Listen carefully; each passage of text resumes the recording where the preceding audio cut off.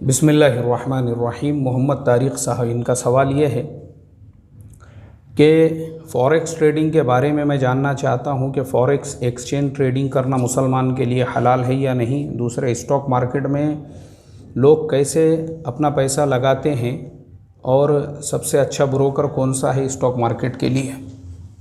भाई मोहम्मद तारिक साहब, ऑनलाइन जो फ़ॉरेक्स ट्रेडिंग है वो सराहतन हराम है, नाजायज़ है।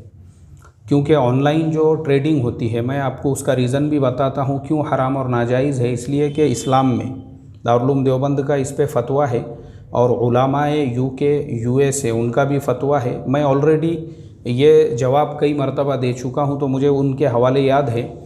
दारुल उलूम ने जो इसका फ़तवा दिया है वो इस बेस के ऊपर दिया है क्योंकि जो फ्यूचर ट्रेडिंग होती है, जो लॉट्स फॉरेक्स ऑनलाइन के बिकते हैं, वो सिर्फ़ और सिर्फ वर्चुअल जो फिगर्स है वो चेंज होते रहते हैं, वो आपको फ़िज़िकल में मिलता नहीं है। और इस्लाम के अंदर बै क़ब्ल अल क़ब्ज़ वो जायज़ और हलाल नहीं है, तो वो आपके कब्ज़े में आना ज़रूरी है। कब्ज़े में आने से पहले आप बेच रहे हो तो फ़िज़िकल जब वो करेंसी ही आपको नहीं मिल रही है, जायज़ कहाँ से होंगी वो आपके लिए। तो इसलिए ऑनलाइन फ़ॉरेक्स ट्रेडिंग ये सराहतन हराम है, नाजायज़ है। दूसरी चीज़, जो ऑफ़लाइन फ़ॉरेक्स ट्रेडिंग होती है, ऑफ़लाइन में जैसे जिसको अरबी में सर्राफ़ा कहते हैं और एक्सचेंज कहते हैं, बहुत सारी जगहों पर जो लोग दुकानें डालकर बैठे हुए हैं, एक मुल्क की करेंसी लेकर दूसरे मुल्क की करेंसी जो बेचते हैं, वो बिल्कुल जायज़ है, हलाल है, उसमें कोई क़बाहत और कोई हर्ज नहीं है।